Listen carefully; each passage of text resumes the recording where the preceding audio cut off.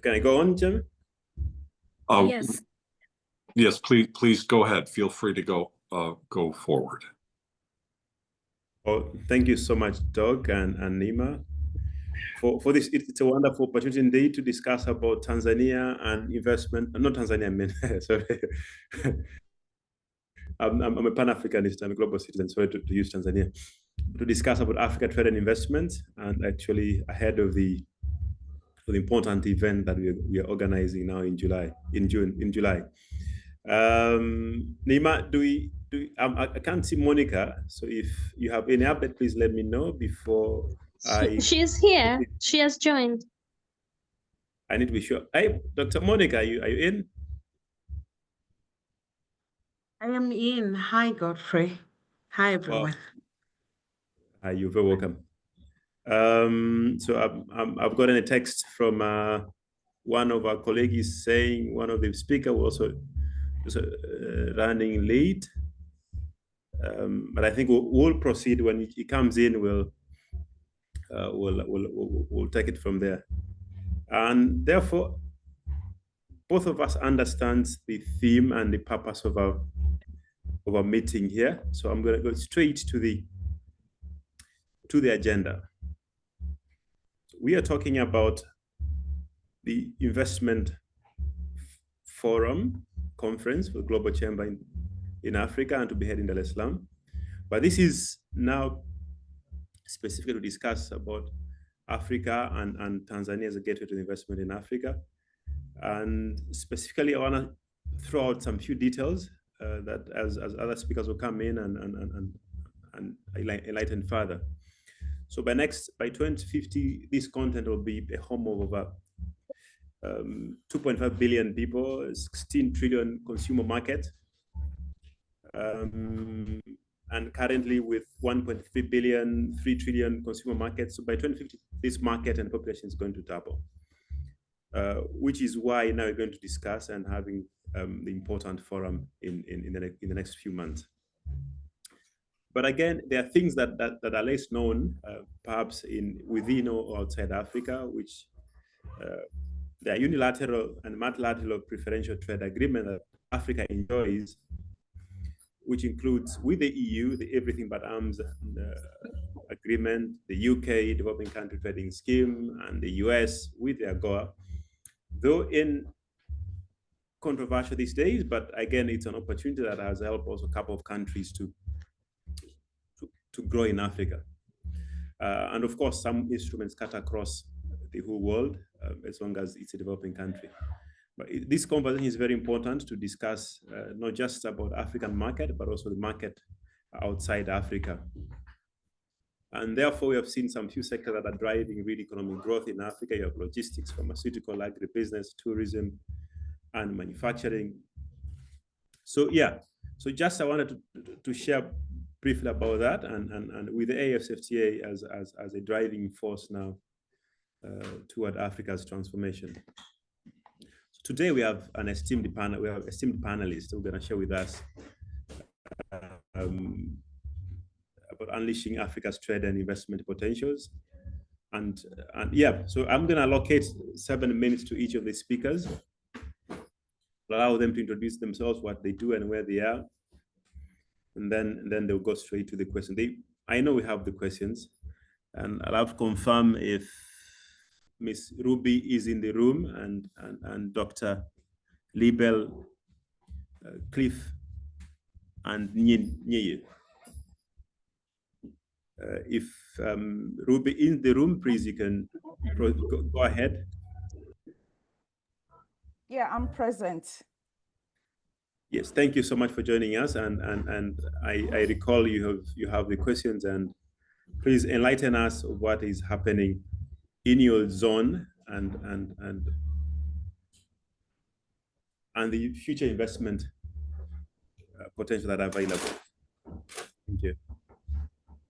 Okay, thank you, Godfrey. Hello, everyone. Thank you for having me. Greetings to fellow panelists and our audience. I'm delighted to be part of today's conversation. I run a consulting firm called Global Trade Consult, based in Accra, Ghana. We support foreign companies that are looking to trade or invest in Ghana.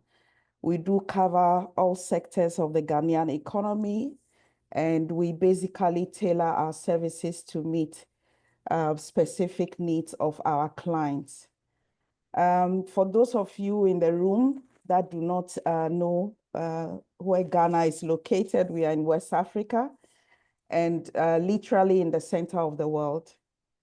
A political stable country with population of about 34 million and usually referred to as the gateway to West Africa.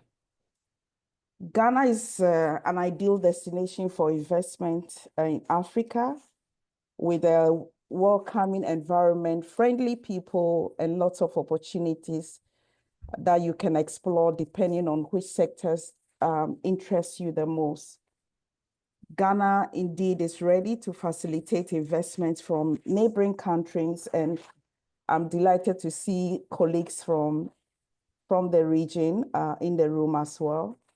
And our doors are open to foreign partners as we have positioned ourselves as a regional hub for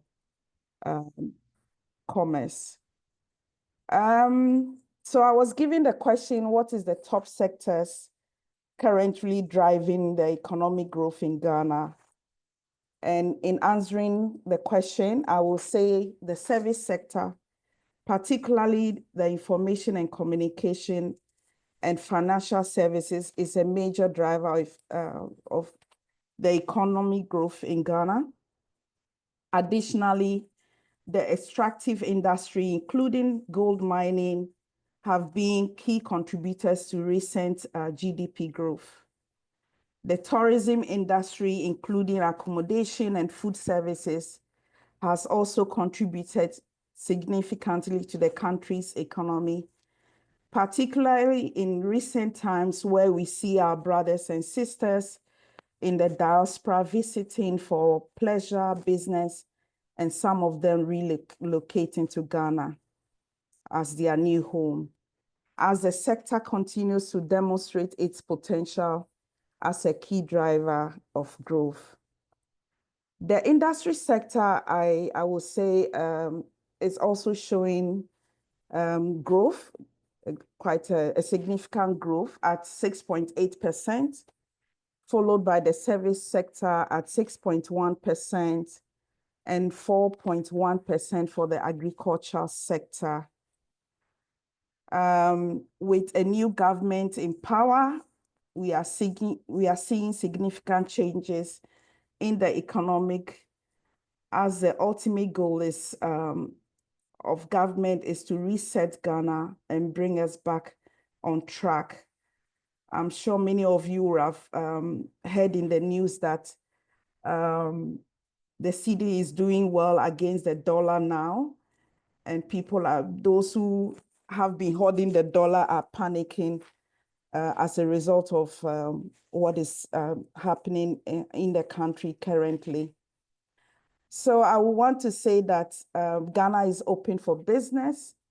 We are looking to welcome as many people that have appetite for our market, and we'll be happy to help you with your business objectives, whether you want to set up, whether you are looking for a local partner, or you have a project coming up. We'll be happy to provide the support as much as we can. So that is what I want to say for now. Thank you. Back to you, Godfrey. Are you there? No, I'm here. I'm here. Thank you so much. Thank you so much, Ruby. And that was quite informative. So for the business community in the room, you have had the sectors, mining, agribusiness, ICT, and a couple of other sectors. And of course, Ghana has been trading very well with Eastern Africa.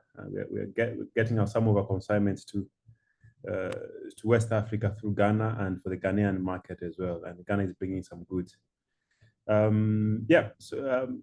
Now allow me to invite the next speaker in the room, and specifically allow me to go to my friend from Cameroon. I don't know if you speak English, you're comfortable with English or French. Thank you very much. Thank you. Cameroon is a bilingual country, so I am comfortable both French and English. Wow. It is a pleasure having you on board today. It is nice meeting you, and Nima, I must appreciate you for what you are doing. Ruby, it's nice getting sweet things from Ghana. I think the Central Africa and the West are moving closer to each other. So it's a pleasure. All the sweet things you people are doing over there. We are wishing you people the best here in Cameroon.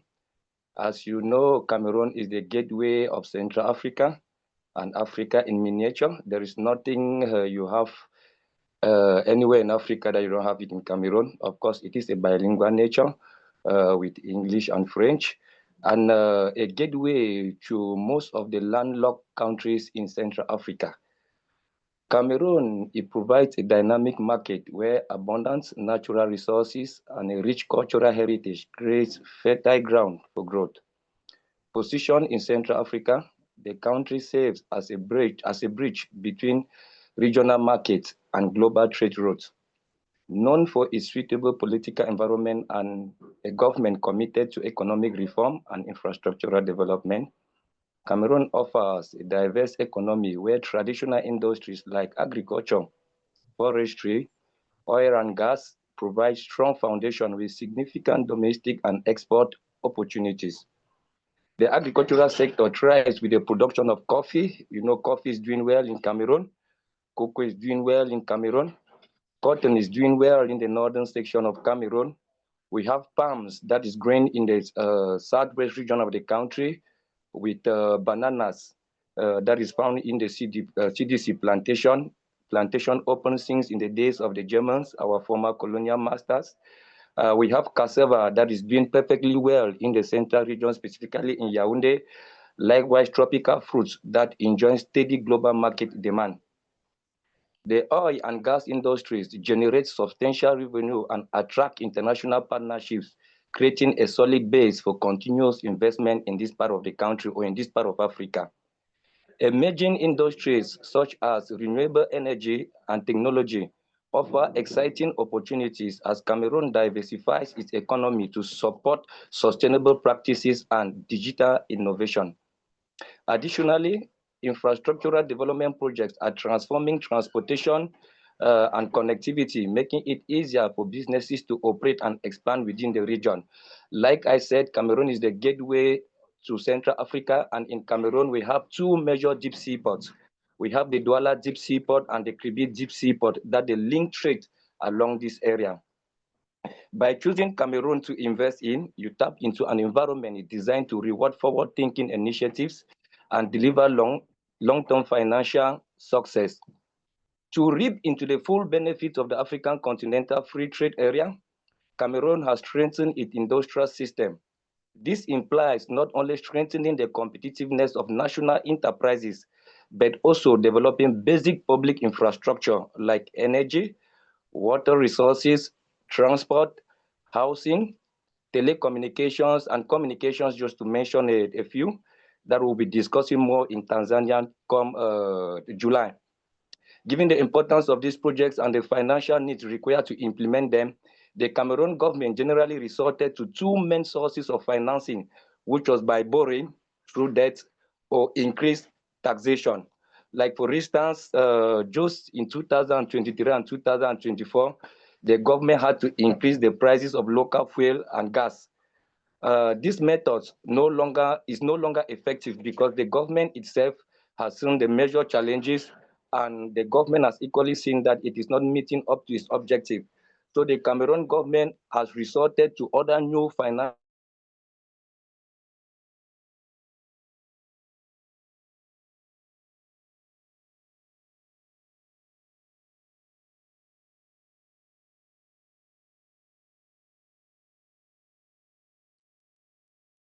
This is putting in place a strong-based public-private partnership for this public-private-based partnership to exist, the government has put in place two major structures. We have the Cameroon Investment Promotion Agency that was put in place in 2000 and that was put in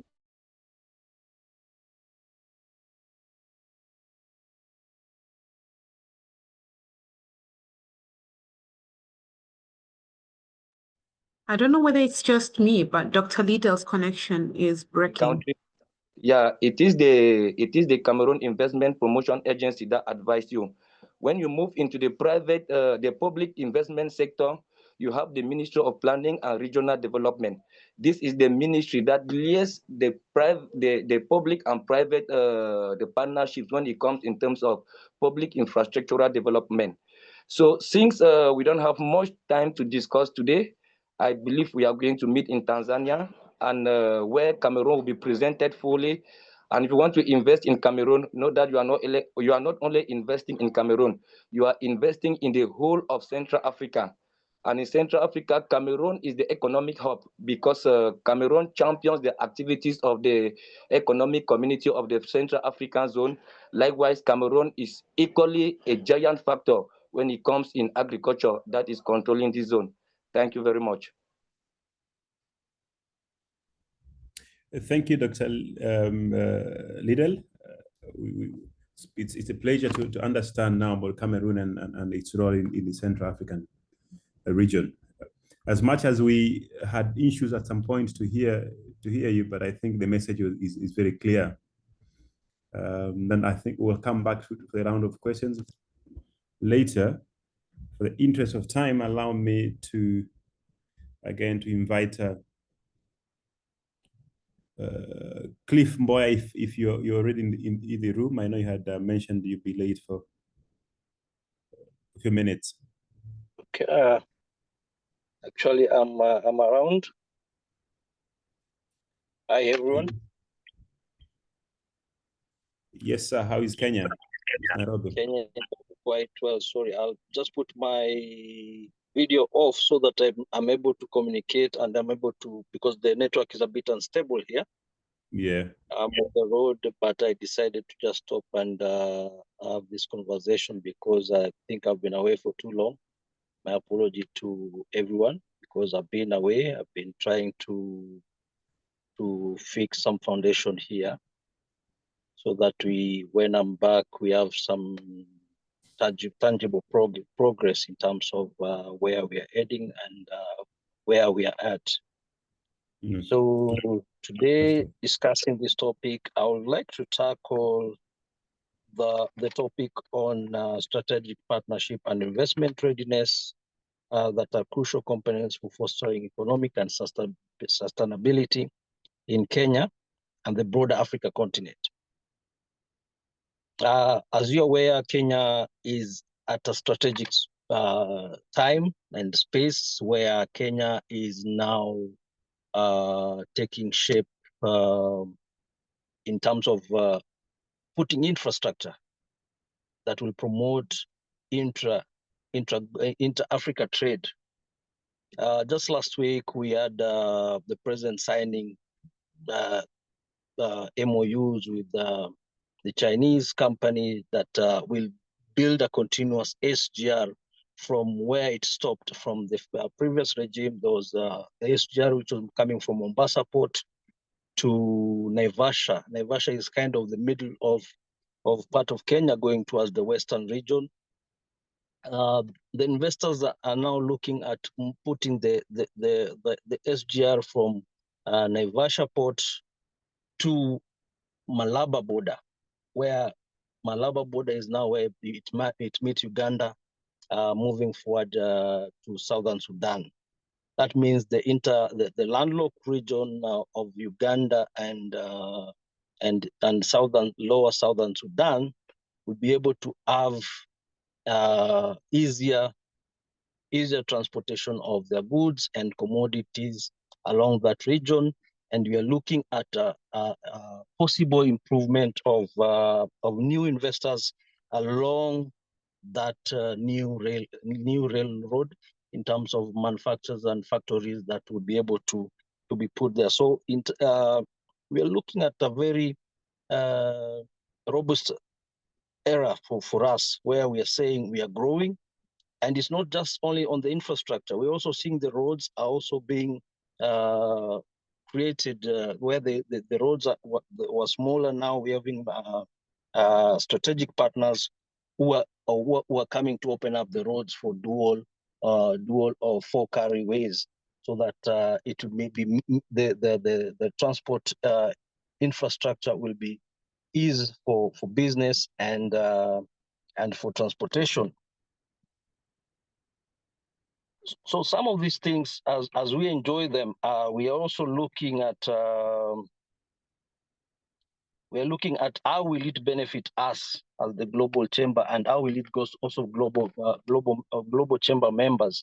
How can we tap into this into this new developments, especially that there's benefits for organizations like the governments, the businesses, NGOs, which our region is open for strategic partnerships and collaborations with willing players and organizations that want to come down, not just to Kenya, but also opening down to Eastern African region. Now that we are looking at very capable infrastructures network. In terms of benefits of strategic partnerships, we're looking at resource sharing, which partners can pool resources. Can you hear me? Hello? Can everyone hear me? Yes, Cliff, go ahead. Go ahead. Yes, I'm here. Okay, sorry, I had some noise. I thought maybe someone is saying that you can't hear me. The benefits of this strategic partnership across in Kenya and also Africa, as I said, it will boost our intra-trade, which has been something which has been pushed for a while from the AU, and we look at resource sharing with partners where expertise and networks are enhanced. For example, Ruby has talked about what she does as a consultant in the business development world. I am here in Kenya as a business consultant, in the business development consultant. We can synergize our resources and our networks such that businesses that are doing are hoping to venture in Ghana will also venture in Kenya comfortably without feeling that they do not have networks here. So that is the beauty about being in the Global Chamber. And we are hoping to build this network and strengthen the organization to make sure that we have in partnership with the government and other bodies like Kenya National Chamber of Commerce. And the other day, we also had a meeting with the Kenya Invest. So for us, this is a strategic partnership that we are already building. And it will give, part of the benefit is market access to our strategic partners, innovation and knowledge transfer. Examples, some of the areas we're looking at for investment in terms of knowledge transfer. There's public-private partnerships, which is very open to both Kenyans and investors abroad who can come and look at an innovative idea that they can come and share. Maybe they have the technical knowledge to do them, and it's a gap that they can fill. They propose the project to the government, and the government partners with them, where they look at the strategic partnership and MOU agreement on where what the government provides and what do they do from their end. And then there's investment readiness, which is very key. There's the government has ensured that there's now readiness in terms of conducive environment to do business. this is something which have been prepared, and with us, we are now we're able to advise on areas that can be good for business and potential growth for our partners, our strategic partners. Key component areas which we can always look at is, of course, is help in terms of business plan development, financial management, ensuring that you have your regulatory compliance, and also have initiatives where there is capacity building within the Kenyan network. To my summary, I'll just say the strategic partnership and investments readiness are intertwined elements that can significantly enhance the economic landscape of Kenya and Africa. And by fostering collaboration and ensuring businesses are prepared to attract investment, these strategies can contribute to sustainable development and economic resilience.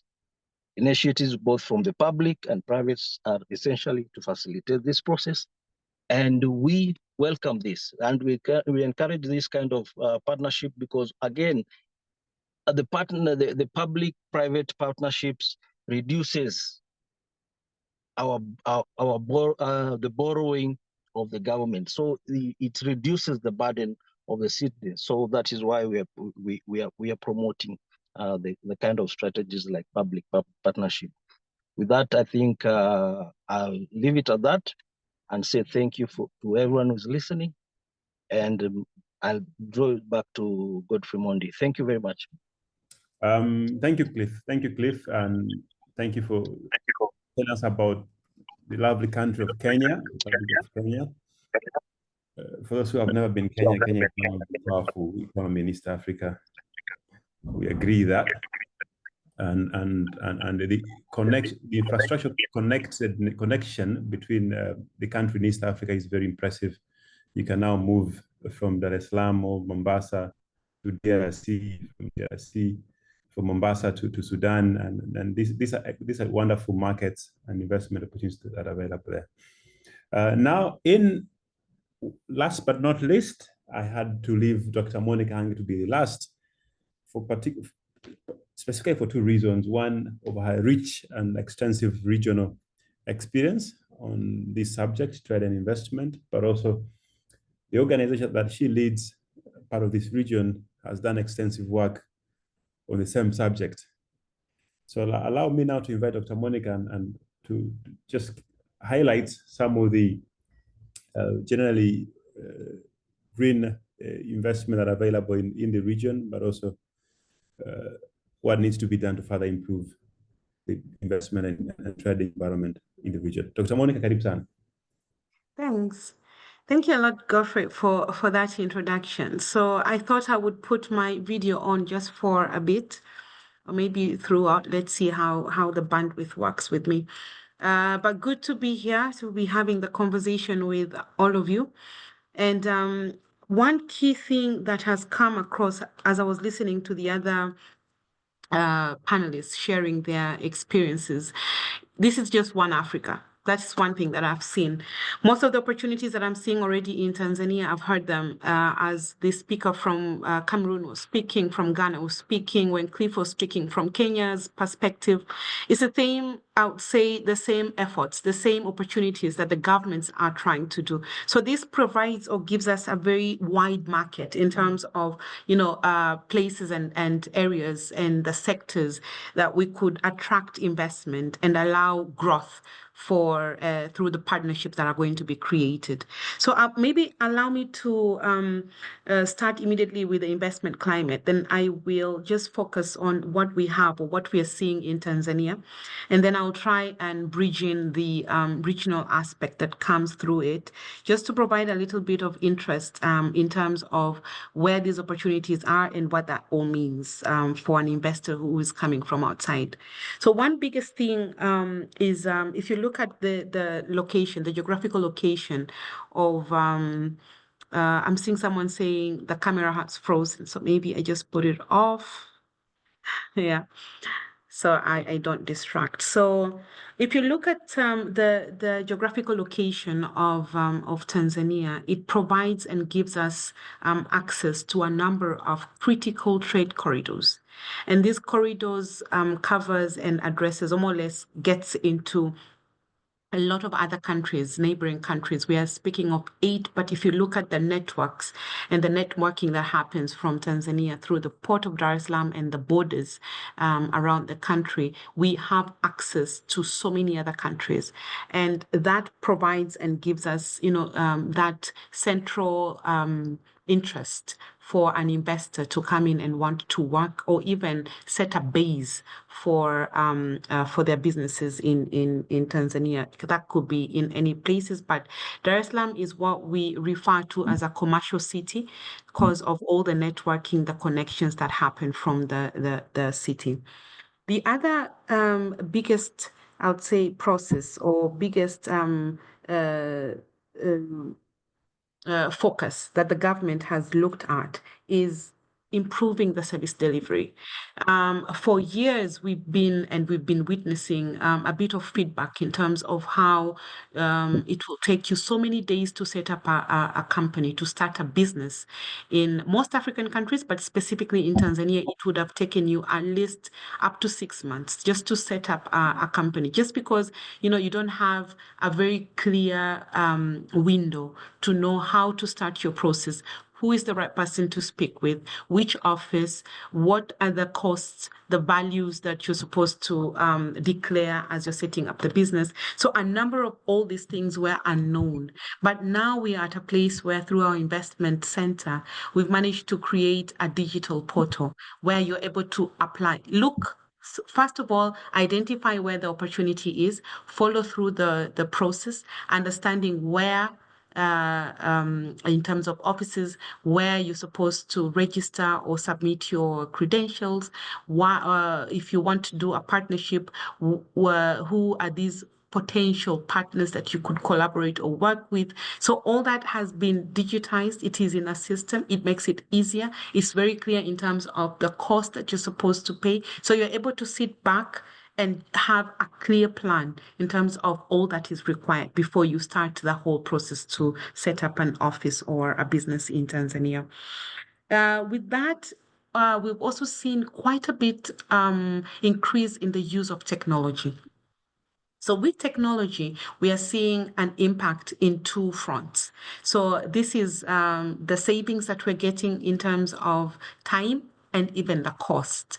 As I was speaking earlier, in terms of having all the information in one portal, it now makes it very easy to just cut down time that will take up an investor who wants to come and set up a business in Tanzania to start working from one door, one office to the other, filling papers manually. There are a number of mistakes that can be made, and then that takes you a long time for you to be able to accomplish, to finish up and just set up a whole business. So now the use of technology has simplified all that, and it now makes it very easy in less than a week. And we have seen, based on the work that I do at Trademark Africa, we've seen a lot of changes around that scenario. And we see businesses being set up at the shortest time possible. Then I'll move to the second bit of the question that Godfrey had posed for us to talk about some of the sectors and areas where we see potential for investment. And as I said earlier, a lot of common things and facts coming up. Agribusiness is taking the top lead in Tanzania as well. If you look at specifically the sectors, horticulture is one of the sector that really has managed to attract quite a lot and has a lot of potential for investment to thrive in the country. Tourism. Need I say that we have, the biggest attractions in Africa, Mount Kilimanjaro. We have a number of game reserves and all that just opens up an opportunity for investment in the tourist sector. We're also seeing a boom in the services sector. specifically on the financial, the telecommunication areas, where all this just opens up an opportunity for businesses to thrive. A lot of hotels, a lot of telecommunication opportunities that will allow now that connection to grow with businesses outside the country. I wanted to move to my third last part before I conclude. And this is on why is all this important for investment to actually be attracted into the region? So this is just not Tanzania, but we'll look at the entire region. The efficiency level that we're seeing right now in the region through a number of trade frameworks that we have signed, and we are pushing to implement all these frameworks. We're seeing a lot of potential in growth, and that by itself attracts a lot of investors to look at Africa in a different view. Infrastructure, when Cliff was speaking, he talked quite a bit and spoke about a number of infrastructural development aspects that have been done in Kenya. But that is not just in Kenya alone. I'm seeing all that happening across the region. If you look at the work that is being done in West Africa, at the borders, the ports, the Southern Africa as well, the extensions through the corridors, looking at the weighing bridges, looking at the roads, the road network, the infrastructure is improving quite a lot. Now, what is business without logistics? Clearly, nothing is going to work through. If you are producing and working, say, in the eastern region, but your products have a market in West Africa or North Africa, what are the channels that you're going to use to make sure that you're able to push and move your products all the way to where the market is? That is where the secret is. And right now, with all the connections that are happening, that is where trade potential lies, and calls in for investors to come in and just benefit from all that. I'm also seeing quite a number, and this is my last point before I thank all of you, is on the reforms that are happening. So these reforms, for a while, we've seen a number of, say, you look at trade reforms, the policies, the frameworks that are there. Some of them were outdated, but currently we are looking at numbers where these are being reviewed. They're being aligned with what's happening right now at continental level. The African Continental Free Trade Area, for example, provides us with a rich set of I would say, framework that allows for African countries to thrive. First of all, to trade within the continent, but also to be able to access the markets outside Africa. So this, again, just provides and lays out a very extensive ground for investors to come in and work in Africa, and specifically in Tanzania. I personally look forward so very much to host and have all of you in Dar es Salaam in July, because I know a number of stations that Godfrey and Nema and I have been looking at are going to enrich most of this conversation and just allow you now to practically experience some of these good stories that we are telling you here, but also getting to now benefit out of them. I will thank you for now. I'll be open for any questions. Back to you, Mondi. Thank you so much, Dr. Monica. We appreciate that. It's quite informative and detailed. Yes. Now I think we have 17 more minutes. We have one more speaker left, and this is Mr. From Lagos. Mr. Just a second. I should not. Niji Sanusi. From Lagos, one of Africa's largest cities, and from one of the top economies in Africa. Mr. Karib Sana, and please address us with what is available in Nigeria. Yeah, thank you. It's good to be here. And I just have a few minutes, I believe.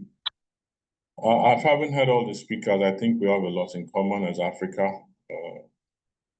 the sectors, the commonality of the kind of products and sectors that affect us all.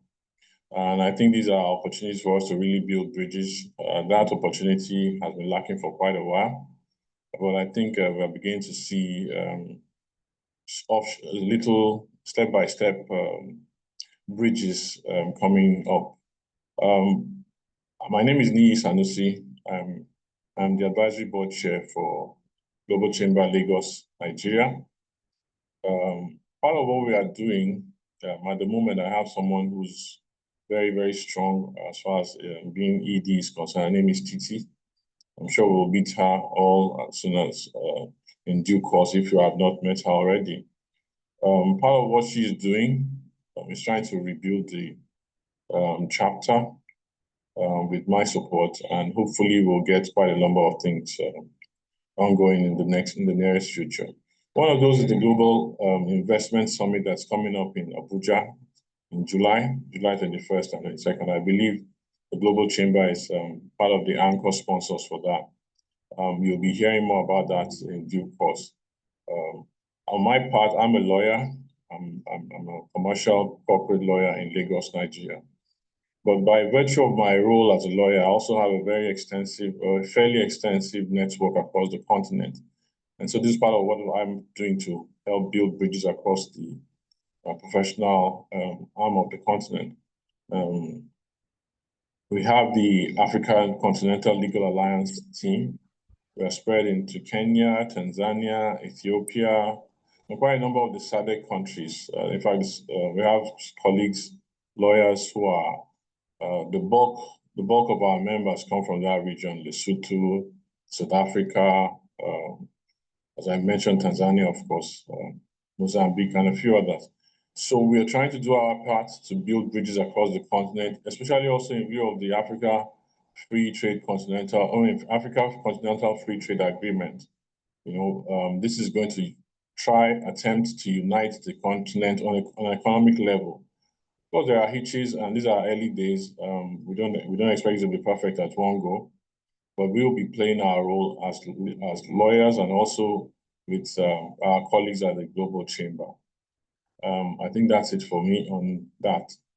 For Nigeria, as usual, one of the key sectors, as we might be all aware, is the energy sector. By energy, I mean oil and gas. It's a very strong area for Nigeria. Nigeria being one of the top 10 countries on the planet who produce crude oil, and certainly one of Africa's leading producers of the same resource.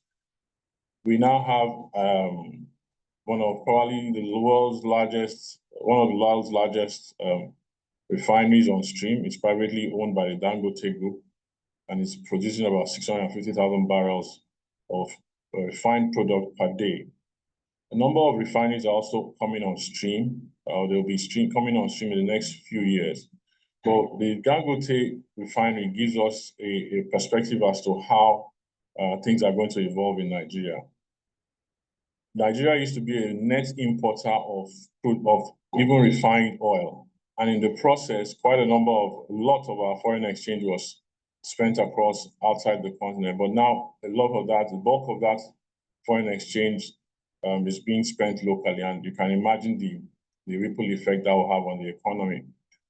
Nigeria is undergoing quite a number of reforms, fiscal reforms, basically.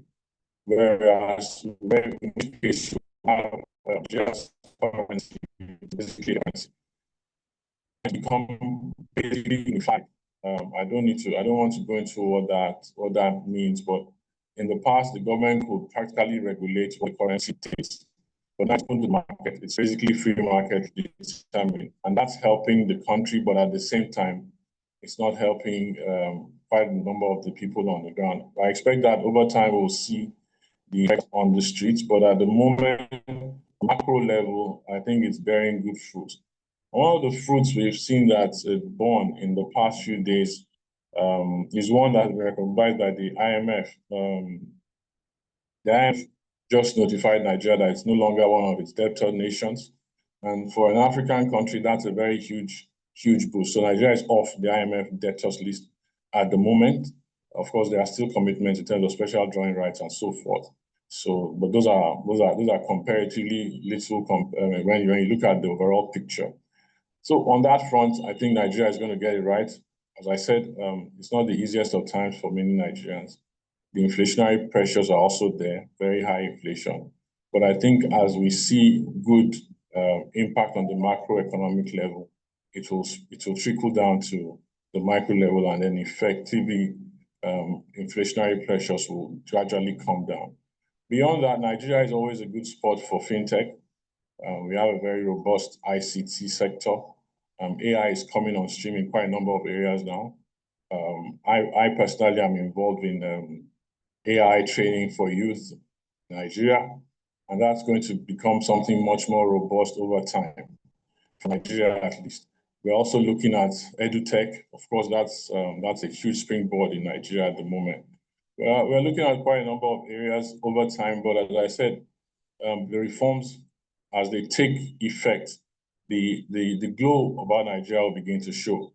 We're seeing also a lot of interest and a lot of boosts in the banking sector, the banking and financial sector. In fact, I see that insurance has grown by about 23.6% in the past year or so.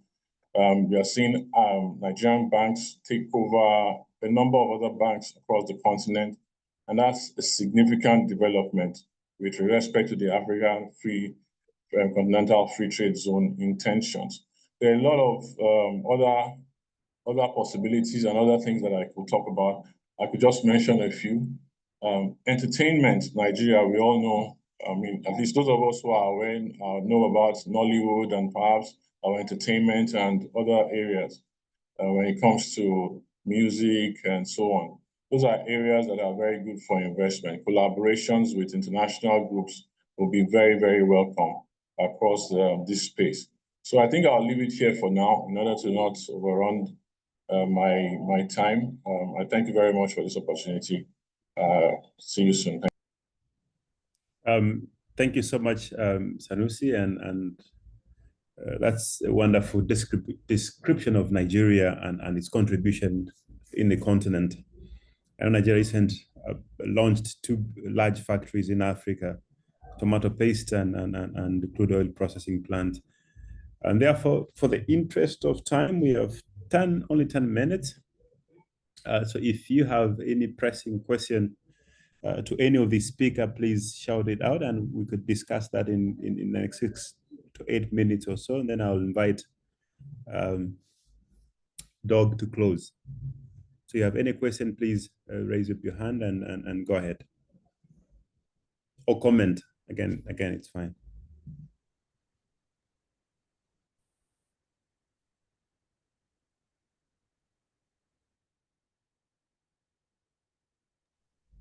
So is there any question? No? There is, but I don't know if I can be. Okay. Please go ahead. Go ahead. Tell us where you're from and your question. Okay, my name is Adamma Afanga. I'm a Nigerian, a small business owner, a CEO of Life Choice Global Resources Services Limited. I was told about this yesterday about the event in Tanzania. Yep. I'm interested because we produce date syrup, dates, fiber power, dates, coffee. We produce about 15 products out of dates, and it's very healthy. So I thought the meeting is also for micro businesses like ours, but from the look of things, I don't know where we really meet, where we really match up, because we are looking at market assets because our product is generally used all over the world. You know, if we have the exposure, if we have the market access. So that is what I came in here for. Although I didn't come in on time. So my question is it possible to have the names and a summary or a recording of what was discussed? Is it possible to meet the people and chat with them and, know what to do? Because I do not know if I'll be having the fundings to come to Tanzania, but I want to come so I can do my assignment well. Thank you. Thank you so much for that's quite an interesting question, and I know we have Doug and the team will respond and clarify. But again, to clarify, the event also, SMEs and micro business specifically are the drivers of the ASFT and African economy. So yes, the next conference, the upcoming conference, is for actually for the SMEs and large enterprises. So any other question? Yeah, I have a comment actually. I thought we would like to hear more about the upcoming conference in Tanzania. And to answer her question on being a small business, I think Global Chamber is one of the most strategic groups to join if you're a small business based in Nigeria. I think the chamber will offer you the opportunities to grow as a small business, the networking opportunities, whatever you need. I suggest you join the chapter in Accra, in Lagos or Abuja. Okay, but I also would be happy to hear more about the upcoming conference in Tanzania. Global Chambers, okay. Thank you. Yeah. Thank you. Monzi, can I just orientate her also? I think we Please. have a woman in the house, which is Zazie. Zazie is the CEO of the One Ozim, the digital marketing platform. I think with small businesses like what she's saying, while working with the global chambers, it can equally be an opportunity for her to connect with the Zazie of the One Ozim digital marketing platform. I think she's with us. She's on board. Greetings, Zazie. Hello, Mondi. If I can also step in. Oh, sorry, Zazie, go ahead. It's okay. I just wanted to say hello to everybody, and however I can support the event in any way, especially with regard to micro, small and medium enterprises, that's our forte. So please, I'm not sure I caught your name when you were speaking about the dates from Nigeria, but I will put my details in the comments here. Feel free to chat to me, and if anybody from the other chapters has anybody that's an SMME that we could help and also direct towards the event, we'd love to do that and help in any way possible. Thank you so much, Zazie. You're welcome. Yeah, Godfrey, if I may come in, I just wanted to answer one of the question in regards to whether this recording will be shared. Yes, indeed, it will be shared once you've attended. You should receive that. And of course, feel free to also copy the details in the chat as well for your reference. Thank you. Yeah, thank you, Ruby. Mondi, if I could just also add in that we are going to have B2B sessions. Nema, specifically, hold on a bit. I want you to come in and talk briefly about the upcoming event, right? At least for 2 minutes. Then we invite Doug for closing. Go ahead, Nema. Thank you. Thank you, Mondi. So good evening, everyone, and good morning to the other parts of the world. So I'll start by answering the question of the lady.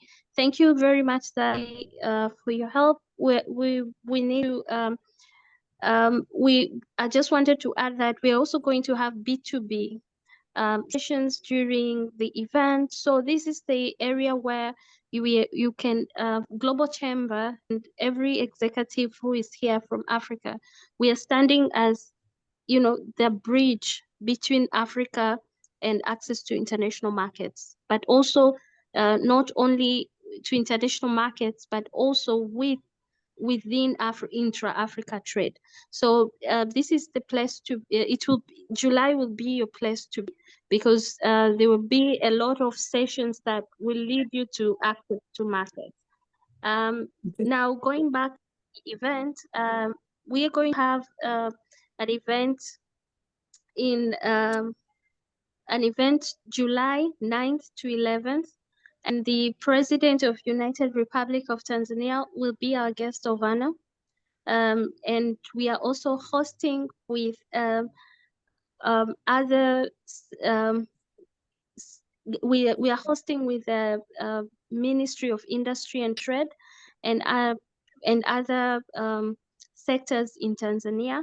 So we are going to have B2B, G2G, B2G, and also we are going to have different sessions for 2 days. And the third day we'll have a day where we'll be visiting specific industries according to the needs and profiles of the delegates.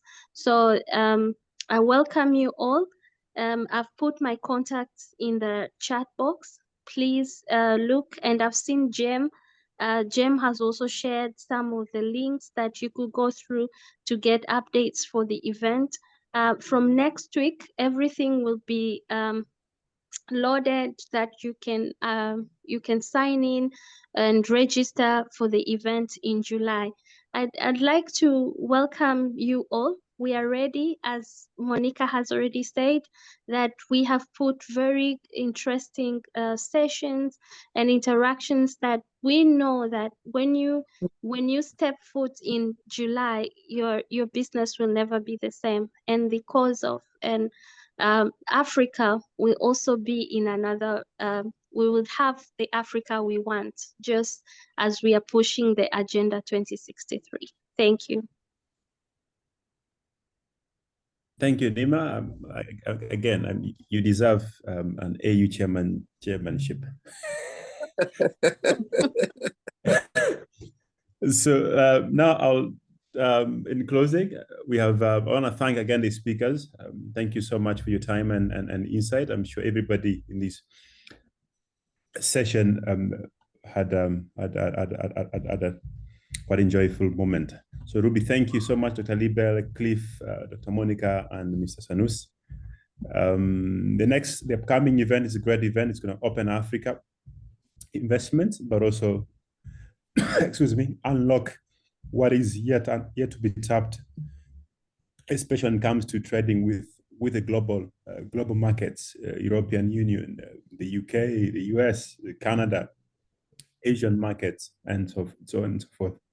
And insist on intra-Africa partnership. That will be key for the upcoming event.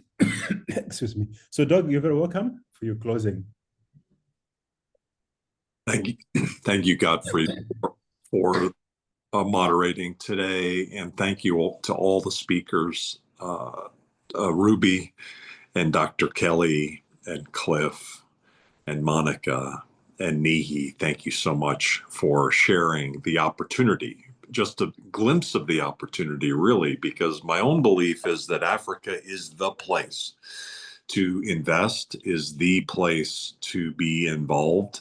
You know, I'm an old guy, and I actually had my first international trip 38 years ago to South Korea. It was the year before the 1988 Olympics. So that's how old I am. And I remember how seemingly primitive South Korea was at that time. And I was, first of all, amazed at the culture, but I also recognized the difference between how far that economy was versus what I was used to in the United States and in some of the other countries I had been to around that time. I believe Africa is in that same stage where, with an export mentality, with the belief that trade can happen first across Africa and then begin to export more and more, this is a tremendous opportunity for investors. And so now is the time to be involved. And so I'm very happy and very pleased that Nima has taken the initiative to invite the president of Tanzania, the president of Zanzibar, the trade initiatives, and the trade minister that she's brought in to have a 3-day July 9 through 11 event that we now need to get working on, all of us. We need, and Jem has been great this week to pull together all of the information. And over the next few days, let's pull all that together and let's reach out we have actually almost every country covered within Global Chamber with a leader. The problem has been that those people are so busy that we have not been very effective in pulling them together. And so we see this as an opportunity to be able to pull in leaders from every country to this event. And so I hope you'll consider joining me in Dar es Salaam on July 9 through 11, and we'll pull together a program which will become more evident over the next week that hopefully will benefit you and benefit the region and beyond. This is the time to be involved, and we're committed over the next 10 to 20 years to see the kinds of changes that I've personally seen in South Korea and other parts of the world happen in Africa. This is the time, and so thank you, Godfrey, for moderating today. Nima, is there anything else that we left out or any other final comment that you would like to make? No, Doug, I think you've said it all. It's just that please let's stay put for next week so that we can start registering. Thank you so much, Doug. Very good. Thanks, everybody. Have a great rest of your day, and we look forward to seeing you in Tanzania in July. Take care. Thank you very much, Doc. It was a pleasure meeting you. A pleasure. Thank you. Bye. Thank you, Doug. Good night, everyone.